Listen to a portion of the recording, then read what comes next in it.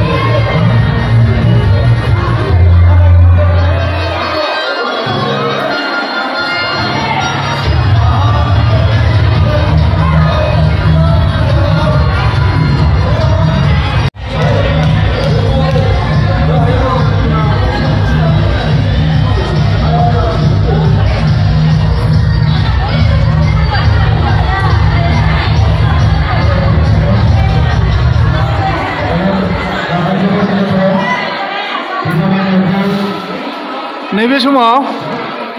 जोंनि दुलाराय रायजो राजा बिथांमोननो जोंनि माइनावफोरा जोंनि बे बाथौ थानसालिनि माइनावखौ राननाय नुनो मोनदों। बे हाबाफारिनि बागै सुंद'यै फोरमायनो हागोन जोंहा गाहाय गोथारि महेश्वर रामसिरा आसलते नैबे हाबाफारिखौ मानो खुंनाय जायो, बे मा खुंनो थांगासिनो दङ, मा खालामनो थांगासिनो जोङो दा नोंथांमोना नुनो मोनदों माइनावखौ जोङो बयनोबो रायजो राजा आफादनो रानै रानै हरदों। जों बिमा माइनाव नङाब्ला रावबो थांनानै थानो हाया। बिमा माइनावखौ जोङो आलो गोजोनै अरायबो गोथारै सिबिबोबाय फालिबोबाय। सिबिनाय फुजायाव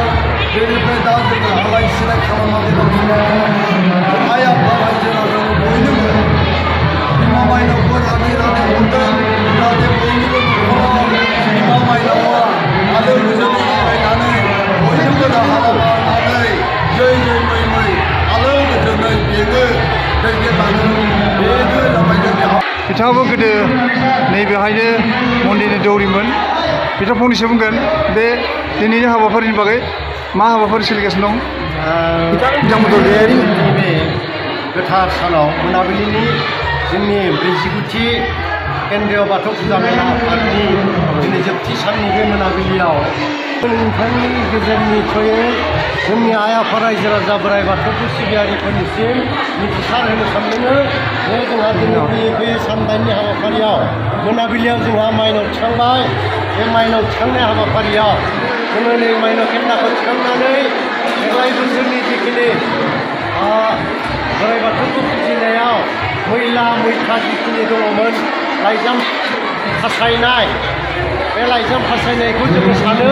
जे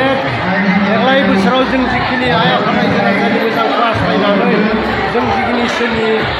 सिम फुजिहरबाय बेयाव माखासे मैला मैथा दङमोन आरो बेखौ जों सानदों जे बियो मोनसे बेमार आजारनि गाज्रि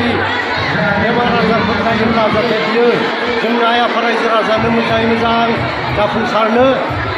सुबिदा होदों। आफा बोराइ बाथौआ फारसेथिं खैफोद आफोदखौ फोजोबस्रांनानै बिमा गंगानि बिखायाव जों फासायहरबाय जाहाथे बिमा गंगाया मैला मैथाखौ लानानै बेमार आजारखौ बिथाङा सुस्रांनानै लाङो, आइ आफाखौ मोजाङै मोजां लाखियो। आरो दिनै मोनाबिलिनि हाबाफारिया जों मिथिनो मोननाय बायदिब्ला नैबे बाथौ जि फोरबो खुंदों नोंथांमोना जोंनि केन्द्रीय बाथौ फुजा मेला नैबे बाथौफुरियाव दिनैहाय बेखौ लिरनाय नुनो मोन्दों खुंगा 49थि औ 49थि बे 49थि नुनो मोन्दों 49थिब्ला फैगौ बोसोराव 50 जाहैगोन 50 जायोबा निश्चय नोंथांमोना बेखौ सनाथि मायथाइ फोरबो खुंनो थाखाय लाहार फाहार खालामगासिनो दं नोंथांमोना बेनि बागै एसे बुंनांगौ मा रोखोमै थाग थियारि खालामदों माबायदि लाहार फाहार खालामो आरो माबायदि खुंगोन नोंथांमोना बे सनाथि फोरबो मायथाइखौ दा जोङो बे बिलियावनो बे जि माने 49थिनि बे जि जोबथा बिलि बे मोनाबिलियावनो जोङो मोनसे जोंनि रायजो राजा आइ आफाफोरनिसिम जोङो सिगाङावनो फोसावहरखादों जे फैगौ बोसोराव जोंहा जे गल्डेन जुबिलि जागोन सनाथि मायथाइ बे सनाथि मायथाइ फोरबो फालिनायाव जोङो दानिफ्रायनो साखाफारा जानांगौनि बाथ्रा दङ आरो बेखौ जों इतिमध्य जोंनि बे बाथौ फुजा मेला आफादा जोङो रायज्लायखाबाय बेनिफ्राय जोङो नैबे जोंनि जा मन्दिरसालि बिनि साहाथिंजाय थानाय माइनाव थिखांग्रा माइनावसालि आलासि जिरायसालि बेफोरखौ जोङो एसे थामथिमै लुफुंनायनि जा लाहार फाहार बेखौ जोङो माने थामथिम खालामनायनि लामाखौ जों लादों नोंथांमोना दि बे फुजा फोरबोखौ खुंनाय जायो ओरैनो सरकारनि माबाफोर ग्रेन्ट मोनो ना मोना दासिम जोङो सरकारनि बिदि मोनाखै सरकारनि ग्रेन्ट मोनाखै मन्दिर बानाय अब्ला नोंथांमोना बे खुंथायखौ बा बे फोरबोखौ मा रोखोमै खुङो बे जिथु 50थि सनाथि मायथाइ बेखौ जोङो सानदों जोङो जुदिहाय जोंनो गभर्नमेन्टआ अनसुंथाइ होयोब्ला जों गभर्नमेन्टनियाव मोननैसो आयदानि सायाव जोङो एसे बिथांमोननिसिम जों रिकुवेस्ट खालामनो सानदों आरो बिनि गेजेरजों जोंनि जे थाखानाय बिटिआर सरकार आरो लोगोसे स्टेट गभर्नमेन्टनि जे सरकार बे सरकारनि सायाव नोंथांमोना मा खावलायनो सानो केन्द्र बाथौ दा बे आथिखालनि जिथु बिटिआरनि सरकार बे बिटिआरनि सरकार एलायन्स गभर्नमेन्टनि सायाव जों बेखौनो खावलायगोन जे बिथांमोना धोरोमारि जा बिथिं आरो आइ आफा रायजो राजानि बयनिबो गोजोन साबख'नि थाखाय जाहाथे बिथांमोना गासैबो आइ आफा रायजो राजानि बर'नि गुबै धोरोम गोजोन बाथौ धोरोमनि गोसारनायनि थाखाय रैखाथिनि थाखाय बिथांमोनाबो फालिबोबाय थानाय बयनिख्रुइ गोजामसिन धोरोम बे बाथौ धोरोमखौ फुजिनायाव जाहाथे बे गभर्नमेन्टआ जोंनो अनसुंथाइ होनानै एसे जोंनि रायजो राजानो एसे अनसुंथाइ हरनानै फैगौ जिथु 50थि जोंहा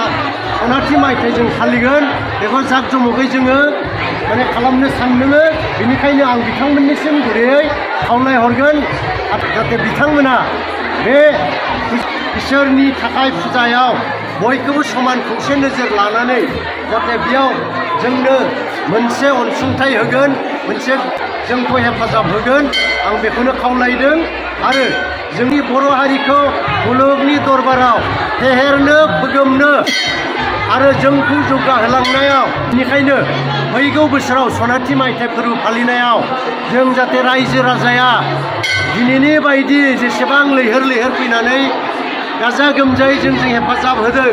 गासैबो आइ आफा रायजो राजानिसिम आंनि खावलायनाय फिन बिदिनो फैगौ समावबो जोंजों मोजाङै हेफाजाब होगोन आरो जोंजों लैहोर लैहोर बेबादिनो गाव गावनि बेसेन बरहा समखौ हगारनानै हेफाजाब होगोनखौ आं खावलायनानै बेखिनियावनो आं आरो मोनाबिलिनि नोंथांखौबो बे मिडियानि गेजेरजों जोंखौ बे दा दिनैनि बे 49थि बाथौ मेलानि जानाय बे हाबाफारियाव नोंथांनिसिमबो आंनि गोरबोनि साबायखरखौ बावहरनाय जाबाय जोबोर गोजोननाय थाबाय खुलुमबाय दे खुलुमबाय